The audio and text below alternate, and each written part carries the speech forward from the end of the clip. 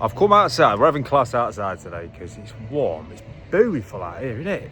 And it's a bit loud on the inside, so we're having a rave because it's Friday, you know. Friday feels. Got some tunes on, loving life. You'll see these things dangling from here, right? An absolute underrated tool in the motor trade, or in any trade probably, if you've got to hear noises and stuff.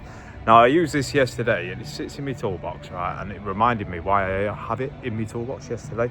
So it's a stethoscope, right? Long tubes to both ears and a long pointy thing. Now, you might think, fucking hell does he need a stethoscope for? Well, yesterday I had a bearing failure on an alternator. It would only do it intermittently. So what I did, get this bad boy out, you put it on it and you can hear. Essentially, I heard the knackered bearing.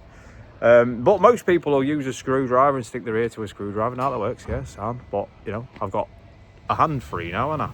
Other than where my camera is now. So, underrated tool. And I think I paid about £8 from eBay for this. And I've used it shitloads. It's well earned its money.